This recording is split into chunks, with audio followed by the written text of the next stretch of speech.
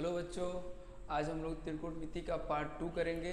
Part 1 में हम लोग देख चुके हैं इसका बेसिक्स, इसका इंट्रोडक्शन हम देख चुके हैं। इसको जो बेसिक नॉलेज है पार्ट 1 में हमने पूरा कराया है और उसमें ये हुआ था कि पाइथागोरस थ्योरम पर क्वेश्चन करने का तरीका, और उसमें ये आज देखते हैं। आइए देखते हैं इसको। आज हम पाइथागोरस थ्योरम से शुरुआत करते हैं और इसमें हम देखेंगे पाइथागोरस थ्योरम के सहयोग से, जैसे cos theta, tan theta, cot theta, sec theta, cosec theta, इसका मान कैसे निकाला जाता है। आज हम सबसे पहले देखते हैं क्वेश्चन क्या कह रहा है। क्वेश्चन कह रहा है कि साइन थीटा बराबर क्या होता है, लंब बटे कर्ण। यहाँ पर लंब बटे कर्ण का मान क्या दिया है, साइन थीटा बराबर 4/5। और इसको हम एकदम बिल्कुल ईजिएस्ट में देखते हैं। यहाँ पर लंब, यहाँ पर लिख दीजिए लंब, यहाँ पर लिख दीजिए कर्ण। अब इसी चीज को हम इस पे देखते हैं, कहाँ कहाँ इसको हम लिखते हैं।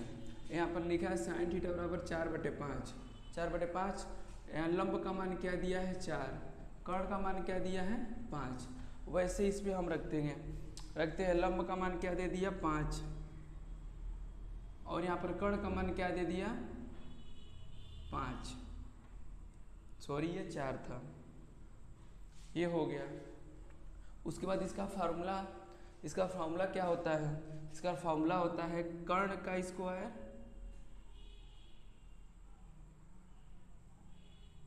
बराबर लंब का स्क्वायर प्लस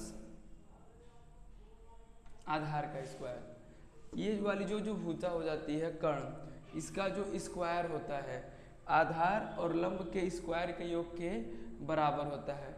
इसी पर ट्रिपलेट आधारित, जो ट्रिपलेट होता है जैसे 3 4 5, 5 12 17, 7 24 25, ये सब चीज़ का ट्रिपलेट जो होता है ये पाइथागोरस थ्योरम पर ही लागू होता है। अब इसमें हम देखते हैं, इसमें हम इसका मान निकालते हैं।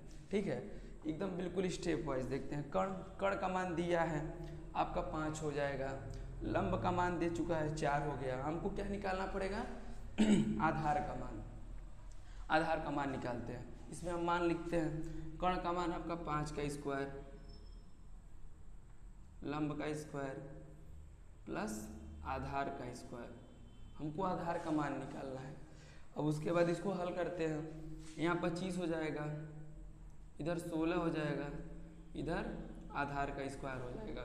इसमें ये है कि बराबर में कोई भी संख्या चाहे इधर या उस बगल चाहे इस बगल आए, अगर प्लस में रहेगा वो माइनस में हो जाएगा, अगर माइनस में है वो प्लस हो जाएगा। यहाँ पर 16 प्लस में है, इसको बराबर किधर लाएंगे तो ये माइनस हो जाएगा। तो यहाँ पर सीधे सीधे हम क्या लिख सकते हैं, आधार का स्क्वायर बराबर 25 माइनस 16। ठीक है, अब इसको हम घटाएंगे। यहाँ 9 हो जाएगा, यहाँ पर 9 हो जाएगा। 9 किसका वर्गमूल होता है, 9 वर्गमूल हो जाता है आपका 3 का। यहाँ पर आधार आपका 3 आ गया। ठीक, अब इसके सहायता से देखते हैं इसका मान कैसे निकाला जाएगा। काश थीटा बराबर हम देखते हैं क्या हो जाएगा, ये हो जाएगा आपका आधार बटे कर्ण। आधार का वैल्यू हमारा क्या निकल गया 3। इसको एक जगह आप लिख भी सकते हैं। यहाँ पर लंब का मान आपका क्या 4 हो जाएगा, कर्ण का मान आपका क्या है 5 हो जाएगा, और आधार का मान क्या दिया है आपका 3। इसको लिख ले रहे। इसके लिखने से ये है कि इसका मान लिखने पर बिल्कुल सटीकता से आप तुरंत लिख सकते हैं। कॉस थीटा का मान क्या हो जाएगा, आधार बटे कर्ण। अब आधार का वैल्यू क्या है 3 और कर्ण का मान क्या है 5। इसको हम सरलता रूप से लिख सकते हैं आधार 3/5। ये आपका कॉस थीटा का मान हो गया। वैसे आ जाइए टेन थीटा पर। टेन थीटा बराबर क्या हो जाता है,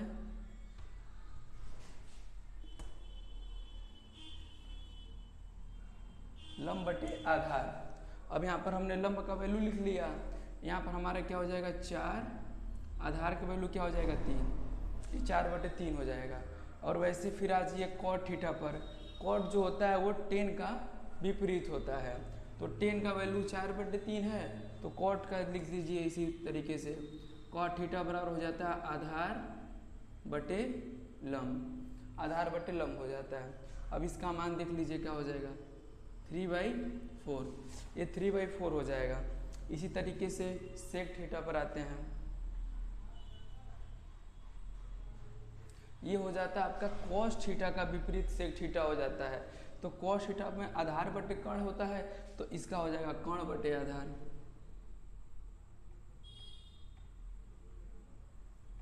इसका वैल्यू इसका हो जाएगा वैल्यू आपका 5/3, ये इसका वैल्यू निकल गया।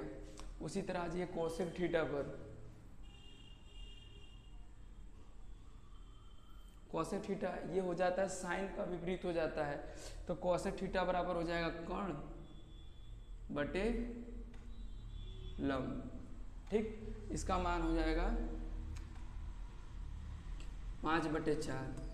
ये हमारा पूरा जितना जो त्रिकोणमिति का जो वैल्यू है cos theta, tan theta, cot theta, sec theta, cosec theta और इसमें sin थीटा, इसका वैल्यू इस तरह निकाला जा सकता है। और इस पे हम किसी भी रेशियो को ले और जो tan का वैल्यू हम लिए हैं उसका भी वैल्यू हम निकाल सकते हैं। इसी भी तरीके से sin के सहायता से हमने पूरा जितना इसका मान निकाला था सबका मान निकल गया। और आगे इस पर हम इसके आगे हम एक और नए नए क्वेश्चन करेंगे और इसके आगे वाले चैप्टर देखेंगे। आज के लिए इतना ही है और लाइक और सब्सक्राइब कर लीजिएगा।